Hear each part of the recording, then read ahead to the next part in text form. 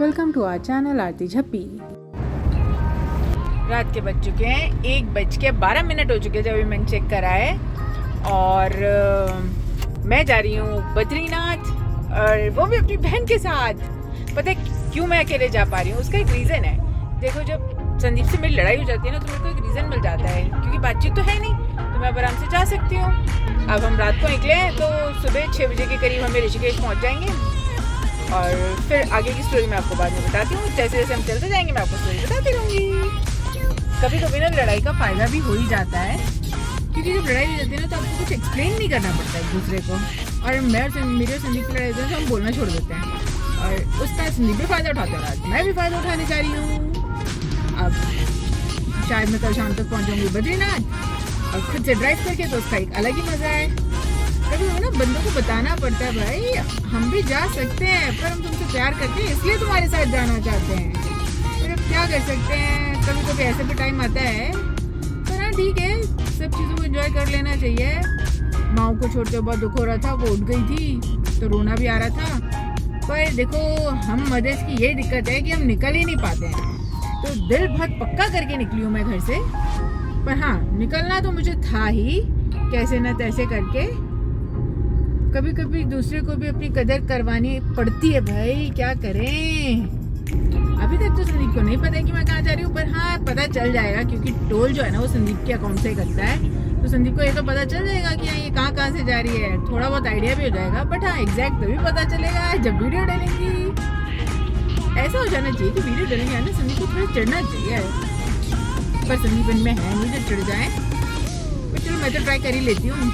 और हाँ, एक बात बताना तो भूल ही गई, ये प्रोग्राम 1 घंटे के अंदर बन गया। मतलब मैं कहीं और जा रही थी, बहन कहीं और जा रही थी, फिर कोइंसिडेंस हुआ कि बहन ने मुझे फ़ोन कर लिया, और बहन को फ़ोन करते ही मैंने कहा बहन जाके मैं भी रही हूँ। मेरी अच्छी कह रही साथ ही चल पड़ते हैं, डीजल के पैसे बच जाएंगे, कोई बुराई तो है नहीं। तो 1 घंटे के अंदर सब कुछ प्रोग्राम सेट भी हो गया। पहले हम अकेले जा रहे थे, अब हम दोनों इकट्ठे जा रहे हैं। हम 11 साल पहले गए थे बद्रीनाथ, तो हम बस में गए थे, पर अब क्या हम कार में जा रहे हैं, तो देखते हैं अब क्या क्या मजे करेंगे हम। रात का सफर होता बहुत ही मजेदार है। ये हम हरिद्वार के पास कहीं पहुंच चुके हैं, और यहाँ पे हो रखी है फॉग, चल रहे एकदम मस्त मस्त गाने, तो इस सफर का मजा तो बहुत ही ज्यादा आ रहा है। ये हर की बॉडी का व्यू है, जो कि अभी साफ नजर आ नहीं रहा है। अब हम पहुंच गए हैं ऋषिकेश। ये हमारे साइड में है राम झूला की पार्किंग, और सुबह के बज चुके हैं 5:20। अंधेरा होने की वजह से राम झूला लक्ष्मण झूला तो नजर आए नहीं, पर हाँ ये लेमन ट्री नजर आ गया है। एक्चुअली दिखाने की कोशिश तो ये कर रहे कि हम ऋषिकेश पहुंच चुके हैं, पर पता नहीं समझ में आ रहा है कि नहीं रात के अंधेरे में। अब यहाँ से बद्रीनाथ है 291 किलोमीटर्स। पहाड़ों का रास्ता हो चुका है शुरू। पेट में हम दोनों बहनों की हो जा रही है गुदगुदी, क्योंकि हम दोनों अकेले बहुत मस्ताते हुए जा रहे हैं। सबसे अच्छी बात एक है कि कोई हमें रोकने टोकने वाला नहीं, और हमें किसी के लिए काम नहीं करना पड़ रहा है अभी। कभी कभी ना ऐसा भी होना चाहिए। थोड़ी थोड़ी सी सुबह होनी शुरू हो गई है, जो कि नजर आ रही है। दिन गया है निकल, पहाड़ और भी क्लियर नजर आ रहे हैं, कहीं कहीं बादल भी नजर आ रहे हैं। ऐसी सुबह कौन नहीं चाहता। इस नेचुरल ब्यूटी से मिल रहा है बहुत ही सारा मेंटल पीस। इस बोर्ड पे लिखा हुआ है कि बद्रीनाथ है 263 किलोमीटर। सनराइज गया है हो। पहाड़ों का सनराइज तो वैसे ही बहुत मस्त होता है। दिल्ली का सनराइज मुझे इतना अच्छा लगता है जितना पहाड़ों का लगता है। रोड की कंडीशन भी सही है। पहले मैं और बहन सोच रहे थे कि कहीं ज्यादा लैंडस्लाइड ना मिल जाए हमें, पर ऐसा कुछ नहीं हुआ। कहीं पे थोड़ा सा रोड खराब है, otherwise most of the time road हमें सही मिल रहा है। और जब ऐसी नेचुरल ब्यूटी हो, सीनरी चल रही हो बहुत मस्त मस्त, तो रोड से क्या फर्क पड़ता है भाई। बादलों के बीच में से निकलते हुए बहुत ही मजा आ रहा है। और ये देखो सूर्य देवता कैसे बादलों के अंदर से हमें झांक रहे हैं। ये हम पहुंच गए हैं देवप्रयाग, जो कि ऋषिकेश से है 72 किलोमीटर दूर। देवप्रयाग है 5 प्रयागों में से एक, जहां अलकनंदा नदी भागीरथी नदी से मिलती है, और दोनों मिलकर आगे गंगा जी के नाम से जानी जाती हैं। ये छोटा सा टाउन बना है बहुत ही कलरफुल और ब्यूटीफुल। यहाँ से बद्रीनाथ बचा है 240 किलोमीटर्स। ऐसा माना जाता है कि भगवान राम और उनके पिता राजा दशरथ ने यहाँ तपस्या की थी। बहन ने अब तक इसलिए नजर नहीं आ पाई क्योंकि वो वीडियो बना रही थी, और उसको ना ज्यादा कैमरे के सामने आना पसंद नहीं है, पर ट्राई करेंगे। देखो ये दिख रही है बैठी हुई। मेरे को ना ऐसी फीलिंग आ रही है कि ये एक ना सोल एनरिचिंग जर्नी है, जो कि हमें कनेक्ट कर रही है नेचुरल ब्यूटी और स्पिरिचुअल हेरिटेज से इस डिवाइन रीजन की। रोड बीच बीच में थोड़ा खराब भी आ रहा है।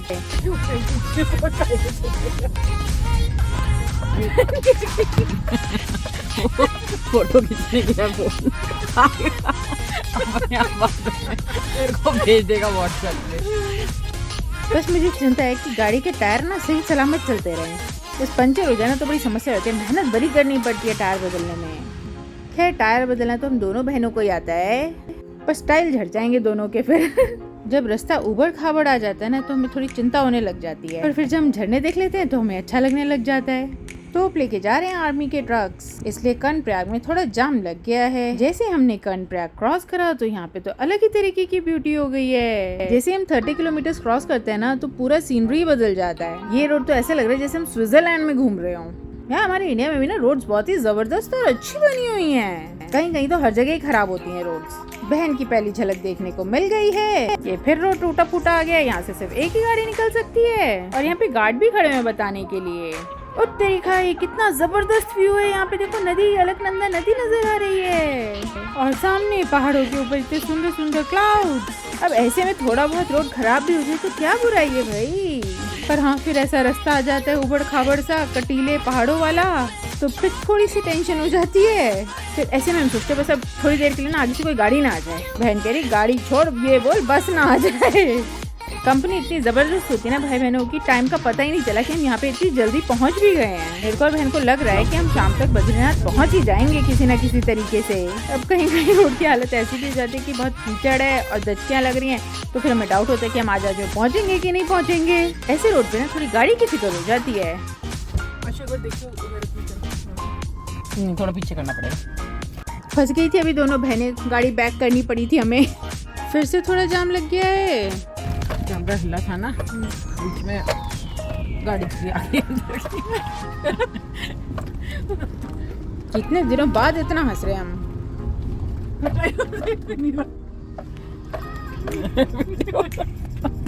दोनों बहनें नीचे कैसे गई। सेंटू सुदीप तो कहेगा देखा, मैंने पहले ही कहा था। रील बनाने गई थी। Two understanding sisters. ये वो घर है जो लैंडस्लाइड में गिर गए थे और टूट गए हैं। अब हम जोशीमठ के पास पहुंचने ही वाले हैं, और हम दोनों बहनों ने जम के पहाड़ों की बड़ाई करी है, और जितने हमें सुंदर लगते हैं ना हमने इतनी इनकी तारीफ करी है। तो हमारे साथ जो लोग हैं ना वो कहते पहाड़ी तो है, क्या हो गया भाई, पहाड़ नहीं है हमारे लिए तो बहुत सुंदर जगह है। लोग सुंदर बोलते, रास्ता ना बीच में उबड़ खाबड़ आ ही जाता है बार बार। अब यहाँ से बद्रीनाथ का 57 किलोमीटर, तो हम शायद पहुँच ही जाएंगे। हमें ना एक्चुअली डाउट बार बार इसलिए हो रहा है क्योंकि यहाँ पे ना 6 बजे के करीब लास्ट बैच जाता है जो कि जोशीमठ से बद्रीनाथ के लिए जाता है, क्योंकि जोशीमठ से आगे का रास्ता वन वे है, और उसके बाद फिर वहाँ से ट्रैफिक रोक देते हैं, तो इसलिए हमें थोड़ा सा डाउट लग रहा है। अदरवाइज तो हम पहुँच ही जाएंगे। खैर अब हमने जोशीमठ कर लिया है क्रॉस। हाँ, और एक बात तो मैं बताना आपको भूल ही गई कि जब हम घर से चले थे तो हमने 4 धाम यात्रा का रजिस्ट्रेशन करा लिया था, मैंने भी और आशु ने भी, और ये मैंने दोनों का ऑनलाइन ही करवा लिया था, जो कि पांडुकेश्वर में आगे चेक होगा। यार इन पुल को देख देख के कितनी अच्छी फीलिंग आती है, और नीचे नदी बह रही है और वो भी कितने क्लियर वाटर की। हाँ, पर ऊपर का रोड थोड़ा फिर से उबड़ खाबड़ आ चुका है। गढ़वाल के पहाड़ थोड़े कच्चे पहाड़ हैं, इसलिए यहाँ पे लैंडस्लाइड बहुत होता है, इसलिए यहाँ पे थोड़ा रोड मेंटेन करने में गवर्नमेंट को प्रॉब्लम आती है। भाई हिल के वर्कआउट पे इतना हो चुका है ना कि बाकी वॉक करने की कोई जरूरत ही नहीं बची है। पर हाँ, ये कि कंपनी अच्छी है ना तो हमें कोई स्ट्रेस नहीं हो रहा है, चाहे रोड कैसा भी आ रहा है हमें पता है हम निकाल ही लेंगे कुछ ना कुछ करके दोनों बहनें, पर मज़ा बहुत आ रहा है। मेरे बहन ना बात कर रही थी कि टैक्सी वाले इतनी तेज जाते हैं ना, धाड़ धाड़ मारते हुए, लोग उल्टियां करते रहते हैं, पर इन्हें कोई फिक्र नहीं है, बस इन्हें टाइम से पहुंचाना है, चाहे वो बचे चाहे ना बचे। कहीं कहीं पर थोड़ा लंबा स्ट्रेच भी है जो कि खराब है, जो कि सारी की सारी धूल मिट्टी आपके मुंह पर डाल देता है अगर आपने शीशे खोल रखे हो तो। मैं और बहन ना हीरोइन बन के बार बार शीशा खोल रहे थे और बार बार धूल वाला रास्ता था और हमारे मुँह पे सारा भूरा भूरा हो गया था। ये एक वाटरफॉल आया जो कि इतना ज़्यादा सुंदर था ना, मन नहीं कर रहा था यहाँ से जाने को, पर यहाँ पे गाड़ी खड़ी करने की ना जगह नहीं थी कि हम खड़े होके फोटोज ले सकें। जोशीमठ के बाद जो पहाड़ है ना वो और भी ज़्यादा सुंदर है, उन पे पेड़ कम है क्योंकि यहाँ पे बर्फ ज़्यादा पड़ती है। खाई में से निकालूंगा तो इसको जानती नहीं है, सर्कस में काम करता था बल्कि जगह ही नहीं है। खाई में तो है जगह, it's all in your mind. इस ऑल्टो वाले बंदे को ना इतनी बेचैनी लगी हुई है, दिख रहा है कि रास्ता नहीं है, बस इसको किसी भी तरीके से आगे निकल जाना है बस से। और हाँ, एक बात तो है कि ऑल्टो ना पहाड़ों में सबसे मस्त गाड़ी है, ये बहुत ज़बरदस्त चढ़ जाती है। अब लोगों की बुराई करते हुए अब हम दोनों बहन पहुंच गए हैं हनुमान चट्टी। ये हनुमान जी का प्राचीन स्थान है। यहाँ भीम अपने अभिमान से लज्जित हुए थे। यहाँ से बचा हुआ है बद्रीनाथ सिर्फ 10 किलोमीटर्स। यहाँ से आएगा ना, ज़्यादातर रास्ता हमें थोड़ा थोड़ा खराब ही मिल रहा है, पर जो व्यू मिल रहा है ना वो बहुत ही ज़्यादा ज़बरदस्त है। ये देखो अलकनंदा नदी बहती हुई, वो भी इतने क्लियर पानी की।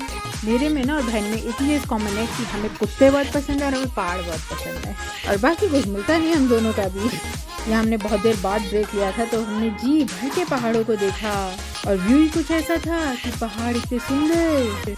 इतनी हाइट पे आने के बाद इन पे पेड़ भी नहीं है क्योंकि यहाँ बर्फ पड़ती है।